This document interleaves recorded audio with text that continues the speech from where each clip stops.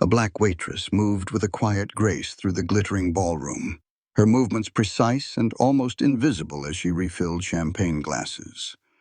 All around her, a lavish wedding reception was in full swing. Laughter echoed off the crystal chandeliers, and the clinking of glasses provided a constant, celebratory soundtrack. The bride, a vision in white, was the sun around which every guest orbited. But then that sun turned its gaze onto the quiet waitress, and its warmth vanished, replaced by a sudden, chilling frost. The bride stopped mid-sentence, her smile dissolving into a sneer. She pointed a perfectly manicured finger directly at the waitress. "You don't belong here," she announced, her voice cutting through the festive noise.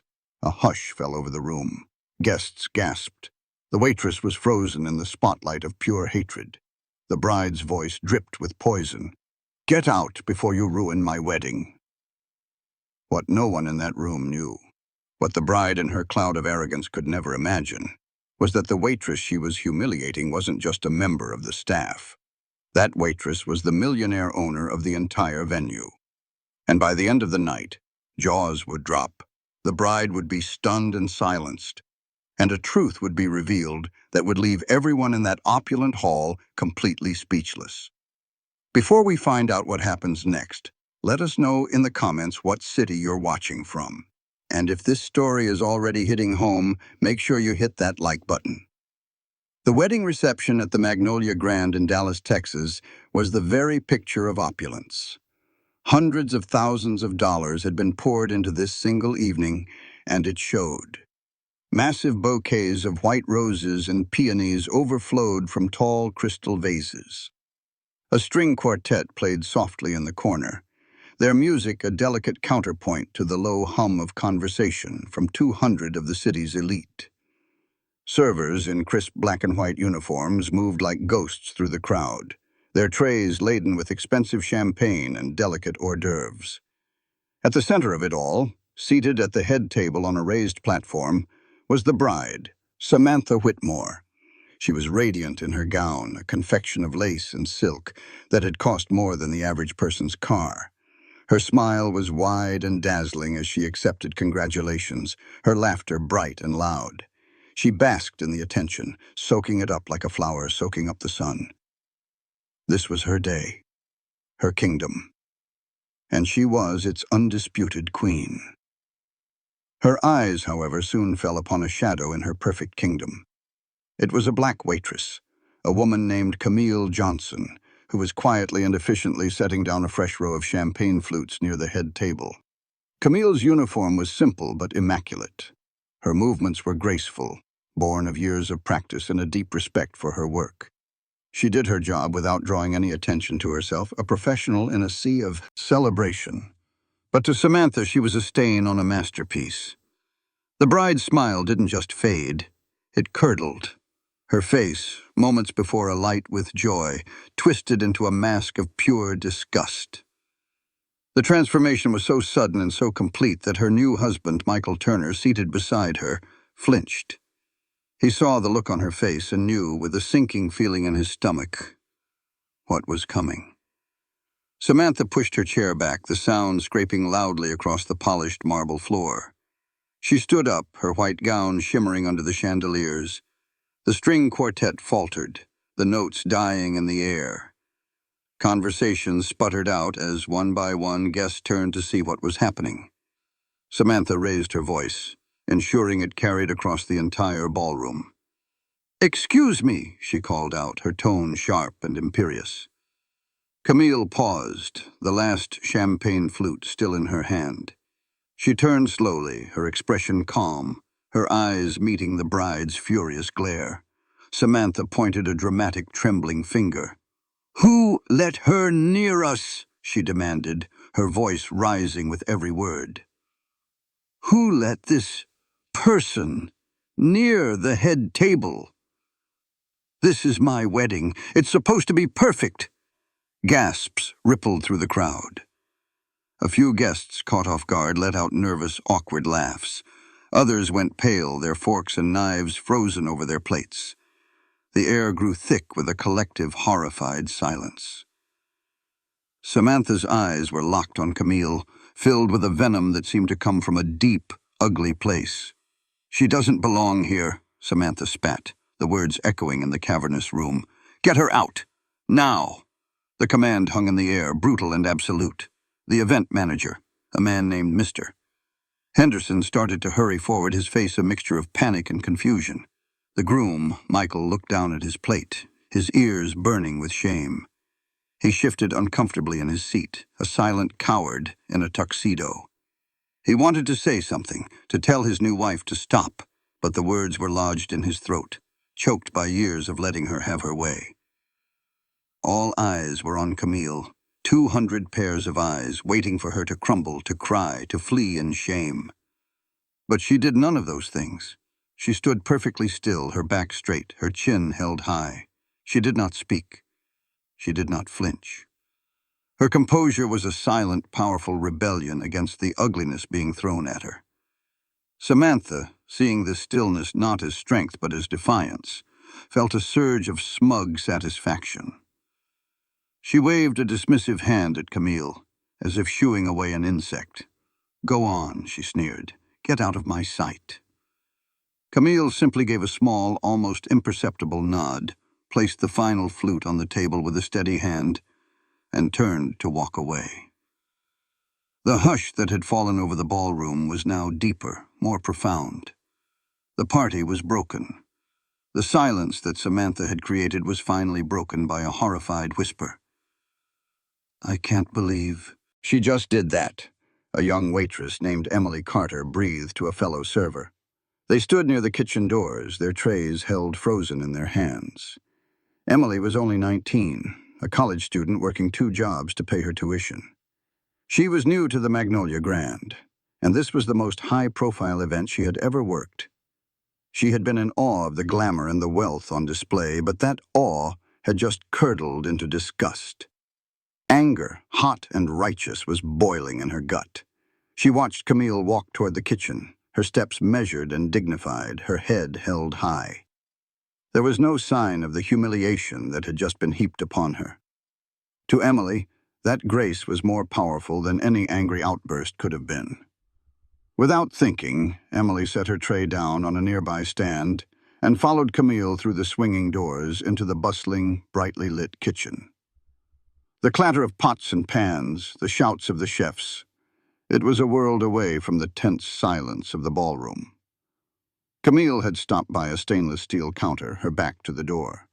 Emily approached her cautiously. "Are you okay?" she asked, her voice barely a whisper. "What she did, what she said, that was horrible. It was just wrong." Camille turned around slowly. Her face was serene. There were no tears in her eyes, no tremor in her hands. She offered Emily a small, gentle smile that didn't quite reach her eyes. "I'm fine, Emily," she said, her voice soft but firm. She picked up a clean cloth and began polishing a stack of plates, her movements methodical. "Thank you for your concern." Emily was stunned by her calmness. "But she disrespected you, in front of everyone. You didn't deserve that." Camille paused her polishing and looked at Emily, her gaze direct and knowing. "No, I didn't," she agreed. "But in moments like that, people show you exactly who they are. Our job is to remain professional no matter what." She went back to her task, her focus absolute. But Emily couldn't let it go. It felt like a deep injustice had been committed, and everyone was just moving on. The bride's cruelty was a stone dropped into a still pond, and the ripples were spreading. For Camille to simply brush it off felt incomplete. Emily felt a fierce protective instinct rise up. She didn't know Camille well, but she knew that what had happened was a gross abuse of power. It was the rich, entitled bride putting the lowly waitress in her place. The scene replayed in her mind, and each time her anger grew. She felt torn. Part of her wanted to follow Camille's advice and just get back to work, to not make waves and risk her much-needed job. But another louder part of her felt that silence was the same as acceptance. This small moment cemented Emily's role in the story that was unfolding. She was the moral compass, the one person who saw the cruelty for what it was and felt compelled to act. She didn't know it yet, but her decision to follow Camille into that kitchen, to offer a simple word of kindness, had set her on a path that would intersect with justice in a way she could never have imagined. She was starting to consider whether, when the time came, she would have the courage to stand beside Camille. The narrative that everyone in that ballroom believed was simple. A wealthy bride had humiliated a poor waitress. But that narrative was built on a lie, a spectacular misjudgment of the woman in the simple uniform. To understand the truth, one had to look behind the apron, beyond the polished name tag that read Camille. Camille Johnson was not a waitress. She was not a part-time worker struggling to make ends meet. She was the sole owner of the Magnolia Grand. She was the visionary who had conceived of it, the entrepreneur who had built it, and the millionaire CEO who ran it. The entire estate, from the perfectly manicured gardens to the last crystal flute that Samantha had so carelessly demanded be removed, belonged to her. Her story was not one of inherited wealth or lucky breaks. It was a story forged in the fires of poverty and prejudice. Camille had grown up in a small, cramped apartment on the other side of Dallas, a world away from the lavish galas she now hosted. Her mother, a woman with a kind heart and hands worn rough from a lifetime of hard work, had been a cleaning lady for the city's wealthy families. Young Camille had often watched her mother on her hands and knees, scrubbing floors in mansions just like this one, treated as invisible, as less than human, by the very people whose homes she made beautiful. The sting of that disrespect had never left Camille. She remembered the condescending tones, the dismissive waves of the hand, the careless way people spoke around her mother as if she weren't even there. It was in those moments, watching her mother absorb small daily humiliations with quiet dignity, that a fire was lit inside Camille. She swore to herself that she would build a life where no one could ever make her or her family feel small again. She worked tirelessly, fueled by that promise. She took on extra jobs, saved every penny, and put herself through community college, then a state university, studying business and hospitality. She was mocked along the way. People told her she was aiming too high, that someone from her background couldn't possibly break into the exclusive world of luxury events. They underestimated her, just as Samantha Whitmore had. And just like Samantha, they were wrong. After years of relentless effort, she had scraped together enough for a down payment on a dilapidated old manor on the outskirts of the city. People called her crazy. They saw a ruin. She saw a palace in waiting. She poured her life savings, her sweat, and her soul into renovating it. She learned about construction, about design, about finance. She did much of the work herself in the early days, her hands as calloused as her mother's had ever been. Slowly, painstakingly, the Magnolia Grand rose from the ashes of her ambition. It became the most prestigious, sought-after venue in Texas, a symbol of elegance and perfection. And Camille Johnson, the daughter of a cleaning lady, became a self-made millionaire, a titan in an industry that had once looked down on her. So why was she here tonight, dressed in a standard-issue staff uniform, serving champagne to a spoiled bride? It was a tradition she had started a year ago. Once every few months, she would work a shift undercover alongside her staff. She called it her ground-level review. It wasn't about spying. It was about understanding. She wanted to see how her managers treated their teams. She wanted to observe the workflow from the inside. Most importantly, she wanted to ensure that every single person who worked for her, from the head chef to the newest busboy, was treated with the dignity and respect that had so often been denied to her own mother. She wanted to build a company that was as strong on the inside as it looked on the outside. But tonight her experiment had taken an unexpected turn. Instead of observing disrespect, she had become its primary target. The audience now understood the secret that made the bride's arrogance so tragically foolish. The trap wasn't just set. The bride had walked into it. built it around herself, and was now gloating from inside its walls, completely blind to the fact that the woman she had just tried to crush held the key. Camille's silence in the face of Samantha's tirade was not weakness. It was a weapon. It was a carefully honed strategy born from a lifetime of observation. The narrator could see into her mind, and her thoughts were not of hurt or anger, but of cold, clear calculation. As she stood there, absorbing the bride's venom, she was not the humiliated waitress. She was the CEO, collecting data. Her calm exterior was a fortress, and behind its walls, a plan was already beginning to form. Her decision to stay silent was rooted deep in her past, in the memory of her mother, Eleanor Johnson. Camille could still vividly recall one sweltering summer afternoon when she was just a child.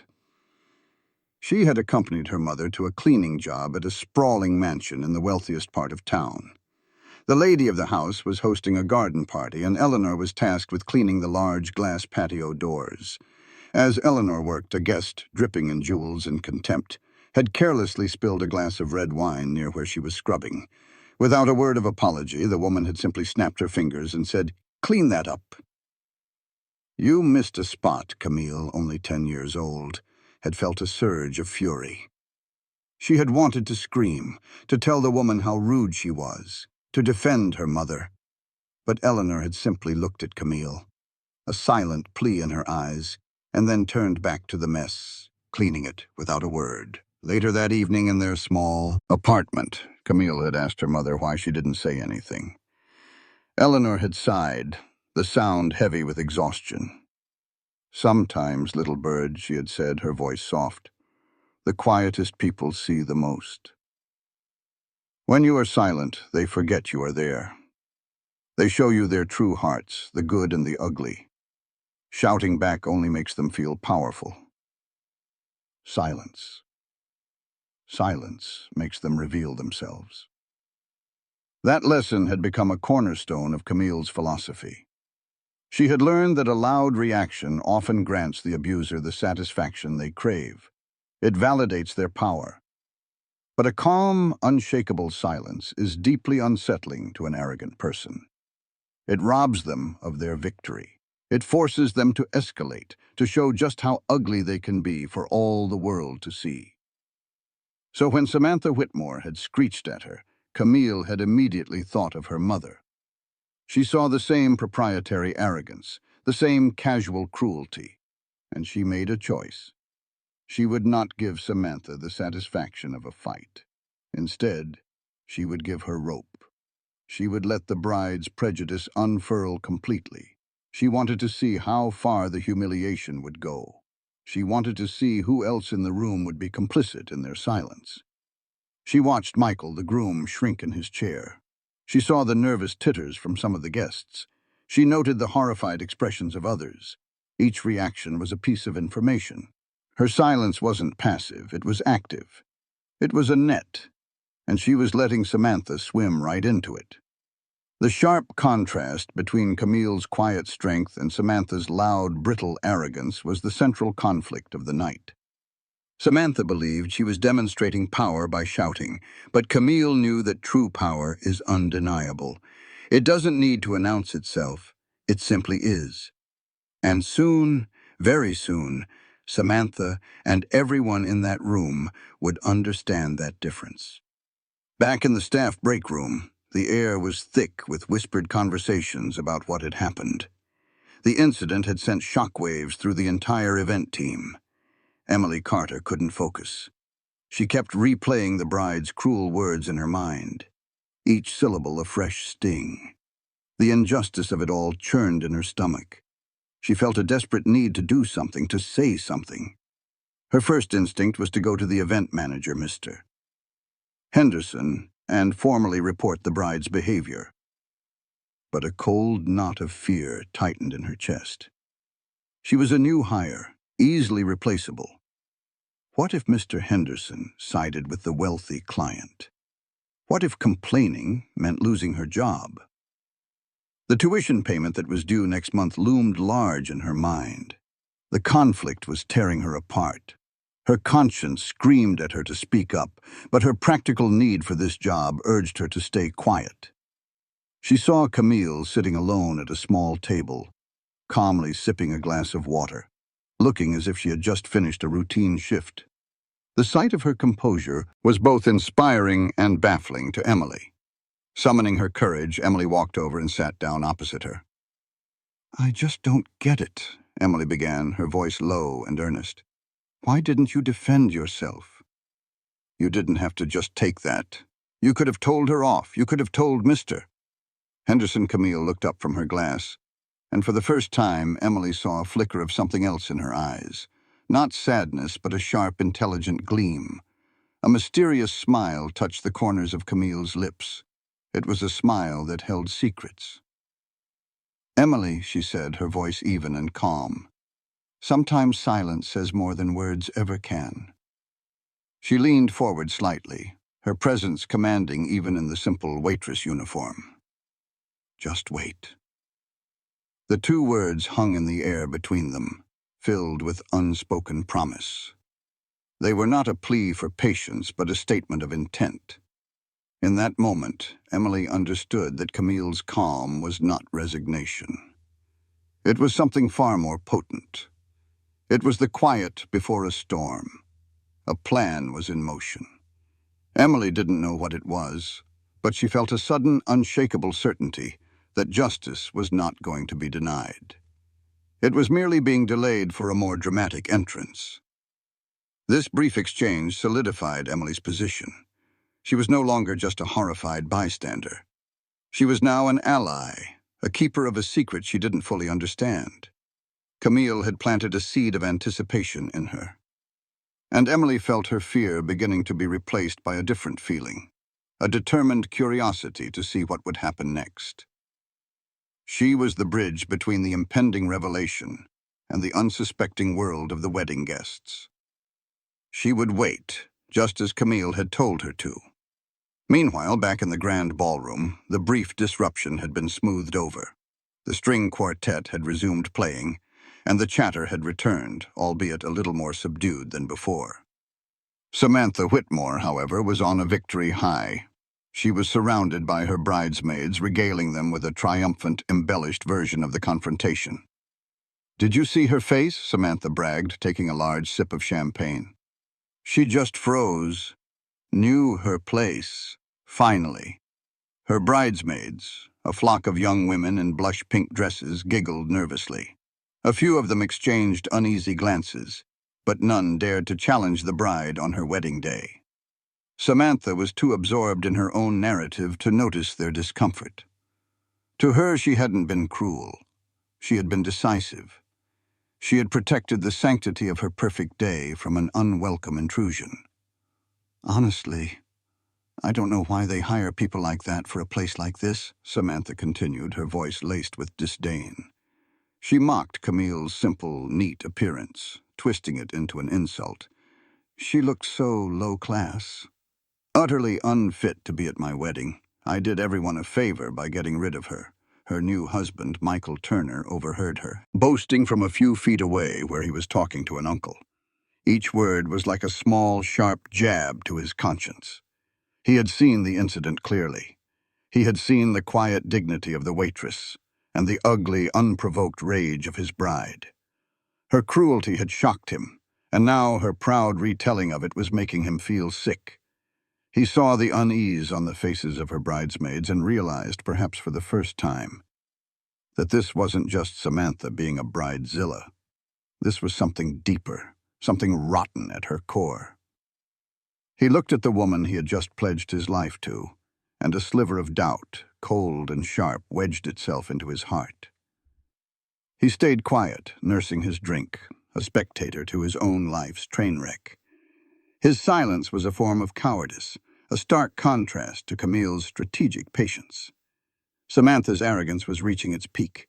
She was so blinded by her own perceived superiority, so certain of her power, that she had no idea she was celebrating on the edge of a cliff.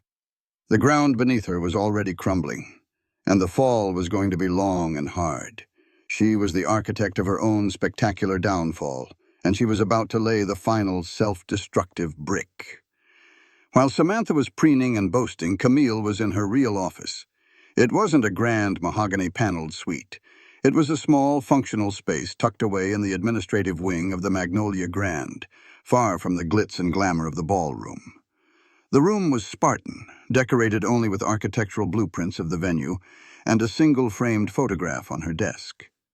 It was a picture of her mother, Eleanor, smiling, her eyes full of pride. Camille changed out of the waitress uniform and into a simple, comfortable set of clothes. She sat down at her desk, the silence of the office a welcome reprieve. She took a few deep, centering breaths, her mind clear and focused. The emotional turmoil of the confrontation had been locked away. Now it was time for the CEO to act. She didn't reach for a pen to write a furious letter. She didn't storm into the manager's office to demand someone be fired. Her movements were deliberate and devoid of drama. She picked up her personal cell phone, the one reserved for her most important contacts. Her thumb scrolled through the address book until it found the name she was looking for. She made one quiet, decisive call. The person on the other end was David Chen, the chairman of her board of directors and a man whose judgment she trusted implicitly. Her voice, when she spoke, was the epitome of calm command. There was no anger, no hint of the personal insult she had just endured. It was the voice of a leader handling a critical situation. "David," she said, her tone level, "I apologize for the late hour. We have an urgent client issue at the Dallas venue that requires the board's attention. I need you and the other members here for a meeting tomorrow morning, 10 o'clock sharp." There was a pause as David asked for details. Camille was intentionally vague. "It involves a serious breach of our venue's code of conduct by a client. I believe it's best discussed in person with all relevant parties present." Her choice of words was meticulous. Client issue. Breach of conduct. This was no longer a personal slight. It was a corporate matter. She was escalating it to the highest level, not for personal revenge, but to enforce the principles upon which she had built her entire empire: dignity and respect for all. After hanging up, she made a few more calls, summoning her general manager and head of security. Each conversation was just as brief, just as professional. With each call, another piece of her plan clicked into place. The storm was no longer gathering. It was now set in motion, a silent, unstoppable force moving toward an unsuspecting target.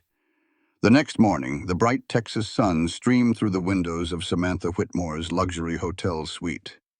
She was nursing a slight champagne headache, but was otherwise glowing with the memory of her perfect wedding. It was then that she received the call from Mr. Henderson, the event manager from the Magnolia Grand. His voice was stiff and formal. He informed her that the venue owner had requested a private meeting with her and her husband at 10 o'clock to discuss the incident from the previous night. Samantha's first reaction was a flash of annoyance. How dare they? But that was quickly replaced by a wave of smug confidence. She assumed the owner wanted to grovel.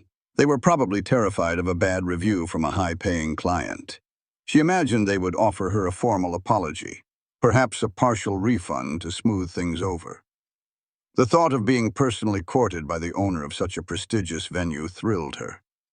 It was another validation of her status, her importance. "Of course we'll be there," she said into the phone, her voice dripping with condescension. "Tell the owner to be ready for us at 10. She hung up and turned to Michael, who was quietly packing his suitcase, a grim expression on his face. "Get dressed," she commanded. "We've been summoned to the venue. The owner wants to apologize for that dreadful waitress last night." This should be fun. Michael looked at her, his stomach twisting into a knot. He didn't share her confidence. The formal, cold tone of the request felt less like an apology and more like a summons. Something felt wrong. But he said nothing, simply nodding and reaching for a clean shirt. Samantha, meanwhile, took great care with her appearance. She chose a sharp, expensive-looking white pantsuit, an outfit she thought screamed power. She wanted to walk into that meeting and intimidate them, to make it clear who was in charge. She was walking into a trap, but in her mind, she was the one holding the snare. At the same time, in her small apartment across town, Emily Carter received a very different kind of call. It was from Camille's personal assistant. The assistant's voice was kind but firm. "Miss, Johnson has requested your presence at a 10 o'clock meeting in the main boardroom," she said. "Please be prompt." Emily's heart began to pound in her chest. She was shaking with nerves. Why would the owner want her there? Was she in trouble for talking to Camille? But then she remembered Camille's words. Just wait. This was it. This was the moment. A surge of determination washed over her fear. She knew she had to go. She had to be a witness. She put on the nicest blouse she owned, her hands trembling as she buttoned it. She was just a 19-year-old student, about to walk into a room of powerful people. But she was determined to speak the truth if she was asked. As Samantha and Michael's limousine pulled up to the grand entrance of the Magnolia Grand, Samantha felt a thrill of victory. She was ready to demand an apology, and she was certain she would get it. Samantha Whitmore strode into the lobby of the Magnolia Grand as if she owned the place, her husband Michael trailing a few steps behind her like a reluctant shadow. Mr. Henderson greeted them with a strained professional smile and led them not to a small office, but toward the imposing double doors of the main boardroom. The choice of location was the first thing that felt off to Samantha, but she dismissed it as the owner trying to impress her. When the doors swung open, she paused. The room was far from empty. Seated around a long, polished mahogany table were about a dozen people. They were men and women, all dressed in sharp, conservative business attire. They had the quiet, confident air of people who were used to making important decisions. They looked up as Samantha entered, their faces impassive, their eyes analytical. This was not a cozy apology meeting. It felt like an inquest. Samantha's smirk faltered for a fraction of a second before she recovered her composure. She was Samantha Whitmore. She was the client. She was in charge here. She walked to the empty chairs at one end of the table and sat down, Michael sinking into the seat beside her. On the table in front of her was a bottle of water and a notepad, as if this were a formal deposition. The silence in the room was heavy and absolute. One of the men at the other end of the table, a distinguished gentleman with silver hair, finally spoke. "Miss Whitmore, Mr. Turner, thank you for coming. We are the board of directors for Magnolia Grand Estates. We've been asked to convene this morning to address a serious complaint." Samantha's arrogance flared back to life. A complaint? She was the one with the complaint. She launched into her well-rehearsed speech before he could continue. "A complaint?" "I should think so," she began, her voice high and indignant. "I am the one who should be complaining. Your staff last night was an absolute disgrace. One of your waitresses was completely unprofessional. She was hovering around the head table, making my guests uncomfortable. She was a blight on what was supposed to be the most perfect day of my life." She leaned forward, her voice rising. "Frankly, she was a disgrace. I have never been so poorly treated. My wedding, which I paid a fortune for, was nearly ruined by her presence." The board members listened quietly, their expressions unchanging. They didn't interrupt. They didn't nod. They simply let her speak, their silence a blank wall against which her angry words crashed and fell. A side door opened, and Emily Carter was quietly shown into the room. She looked small and nervous, her eyes wide as she took in the scene.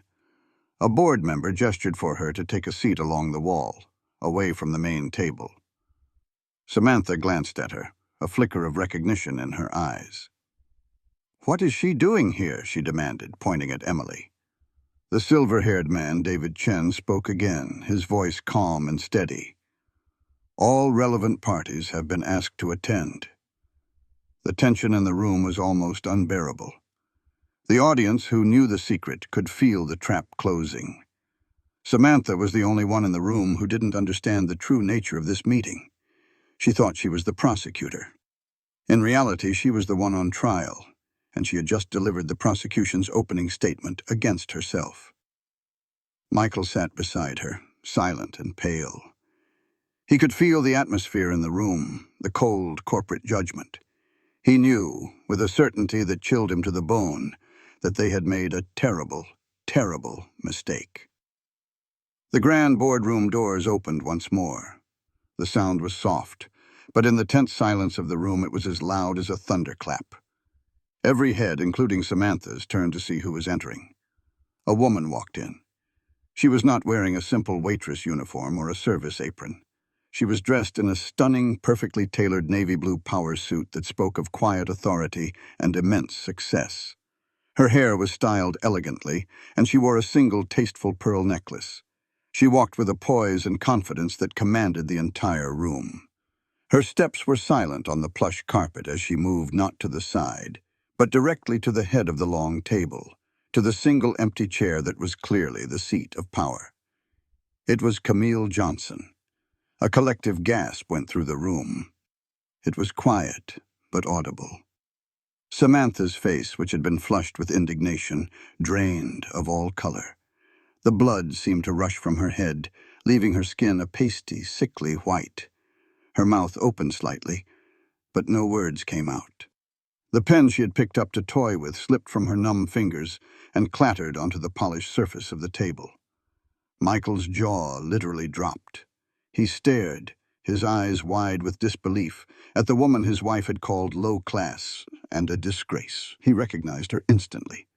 But the context was so shatteringly different that his brain struggled to process it. The board members, however, showed no surprise. They simply nodded their heads in a gesture of profound respect. David Chen, the chairman, stood up. His voice was clear and formal, a pronouncement for all to hear. Miss Samantha Whitmore, Mr. Michael Turner, he said, gesturing toward the woman at the head of the table. Allow me to introduce Miss Camille Johnson, the founder, the owner, and the chief executive officer of Magnolia Grand Estates. The words hit Samantha like a physical blow. She recoiled in her chair as if she had been struck. For a long moment she was utterly, completely speechless. Her mind raced, trying to make sense of the impossible. The waitress. The quiet, invisible woman she had humiliated. She was the owner? It couldn't be true. It had to be a joke, a nightmare. She finally found her voice, but it was a pathetic, stammering whisper. But you're, she sputtered, pointing a shaking finger at Camille. You're just a waitress. Camille looked directly at her, her expression not of anger or triumph, but of cold, hard fact. Her voice was cool and measured, each word a perfectly placed stone, building a wall that Samantha could never hope to climb. No, Camille said, her voice filling the silent room. I own this entire venue. Every chair, every table, every crystal flute. And last night, in my home, you disrespected me. But more importantly, she continued, her gaze sweeping over to include Emily, you disrespected my entire staff, and that is a breach of conduct I will not tolerate. Samantha froze. The reality of her situation crashed down on her with the force of a tidal wave. The smugness, the arrogance, the self-satisfaction, it all evaporated in an instant, replaced by a raw, cold, stomach-churning terror. She was not in a meeting to receive an apology. She was here for sentencing, and the woman she had tried to break was her judge. Camille let the weight of the revelation settle in the room. She watched as Samantha's carefully constructed world of entitlement and superiority shattered into a million pieces. The silence was absolute, broken only by Samantha's shallow, panicked breaths. Then Camille began to speak again, her voice the calm, unwavering instrument of consequence. At the Magnolia Grand, she began, addressing not just Samantha but the entire room. We have a standard of decorum outlined in every client contract. It is a clause that insists on mutual respect between clients, their guests, and our staff. It is a clause you signed, Miss Whitmore. She paused, letting the legal implication of her words sink in. Last night, you violated that clause in the most public and egregious way imaginable. Your behavior was not just rude. It was a fundamental breach of your contract with us. She then laid out the consequences, each one delivered with the precision of a surgeon's scalpel. Therefore, effective immediately, your contract with Magnolia Grand Estates is void. The photo shoot you had scheduled on the grounds for tomorrow is cancelled. Your access to this venue and any of its associated properties is permanently denied. Samantha's head shot up, her eyes wide with panic. "The deposit?" she squeaked, her voice cracking. "Our final payment?" "Your deposit is frozen pending a review of potential damages to our brand's reputation," Camille stated, her tone leaving no room for negotiation. "There will be no refunds." The finality of it was crushing. Samantha's dream wedding had just turned into a nightmare of her own making. But the humiliation was not over. All eyes in the room turned to the groom. Michael had been sitting in stunned silence, his face a mask of shock and dawning horror. He looked at his wife, at the woman whose cruelty had brought this disaster upon them, and something inside him finally snapped. The spineless discomfort he had felt the night before hardened into a cold, clear resolve. He stood up, his chair scraping back. He looked not at Camille, but directly at Samantha. His voice was quiet, but it held a strength no one in the room had heard from him before. "You did this," he said, his voice trembling with a mixture of anger and shame. "You humiliated the owner of this venue. You humiliated her staff. And in front of all of our friends and family, you humiliated me." Gasps and whispers erupted from the board members. This was more than they had expected. Samantha looked at him, her eyes pleading. "Michael, no." "I can't," he said, shaking his head, a look of finality in his eyes. "I cannot be married to someone with that much hate in her heart. This wedding, it's over." With that, he turned and walked out of the boardroom, leaving Samantha utterly alone, stripped of her dignity, her money, and now her husband. The bride, who had sought to humiliate a waitress in front of 200 guests, now stood humiliated herself in front of the most powerful people in the building, her perfect life in ruins. In the aftermath of Michael's stunning departure and Samantha's complete collapse, a profound silence once again filled the boardroom. Samantha sat slumped in her chair, a broken figure, tears now streaming silently down her face. The power she had wielded so cruelly just hours before was gone. She was nothing. Camille let the moment hang in the air, allowing the scales of justice to fully balance. Then she turned her attention away from the disgraced bride. Her gaze softened as she looked toward the wall where Emily Carter sat, watching everything unfold with wide, disbelieving eyes. Camille gestured for her to approach the table. Timidly, Emily stood up and walked forward, her heart pounding. She stood before the owner of the Magnolia Grand, the woman she had tried to comfort in the kitchen, and waited. Camille addressed her, in front of the entire board of directors, her voice now warm with genuine respect. "Emily," she said, and her words were clear and strong. "Last night, in a room full of people, you were one of the very few who showed basic human decency. When others stayed silent, either out of fear or indifference, you had the courage to care. You followed me. You offered me kindness. You saw an injustice, and you were not afraid to acknowledge it." Emily blushed, overwhelmed by the praise. She had only done what she thought was right. She never expected to be noticed, let alone praised for it by the CEO. "That quality, that integrity, is more valuable to this company than any skill that can be taught," Camille continued, her eyes locking with Emily's. "It is the foundation of everything I have tried to build here." Camille then turned to her general manager, who was also present. "Mr. Henderson, our assistant event manager position has been vacant for a month. I believe we have found the perfect candidate." She turned back to a stunned Emily. "Starting today, you are promoted to assistant manager of the Magnolia Grand. You will receive a full salary, benefits, and we will establish a company scholarship to cover the remainder of your college tuition." Emily was speechless. Tears welled up in her eyes, but these were not tears of humiliation or sadness. They were tears of pure, overwhelming joy. Her mouth opened, but all that came out was a choked sob of gratitude. The staff members present in the room, including Mr. Henderson, broke into a quiet but heartfelt round of applause.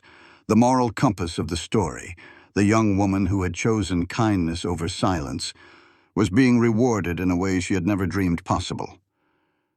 It was a powerful message to everyone in the room, and to everyone who would hear this story. That in the world Camille Johnson had built, character was the ultimate currency. While the arrogant were punished, the decent were lifted up. The scales of justice had not just been balanced, they had been tipped firmly in favor of good. The story ends where it began, in the grand ballroom of the Magnolia Grand. But the atmosphere is different now. The wedding decorations are gone, and the room is filled with the quiet, purposeful energy of the staff preparing for the next event. Camille Johnson stands in the center of the room, not in a uniform or a power suit, but in a simple, elegant dress. She is no longer an undercover observer or a judge delivering a verdict. She is simply the proud owner watching her team work. Her staff smile as she passes, a new level of respect and admiration in their eyes. They know her story now. They know that the woman who signs their paychecks is one of them, a leader who understands their value because she has walked in their shoes. The narrator's voice comes in, drawing the final, powerful moral from the events that have transpired. Power, it explains, is not shown by shouting down, "Those you believe are beneath you." It is not found in arrogance or entitlement. True power is calm, patient, and undeniable. It is the quiet confidence of a woman who built an empire from nothing and never forgot where she came from. It is the strength to remain silent while your enemies reveal their own weakness. Samantha Whitmore, who tried to wield power like a club, was left with nothing. She is seen for one last moment, a pale and broken figure getting into a taxi, her life in shambles. She exits in disgrace.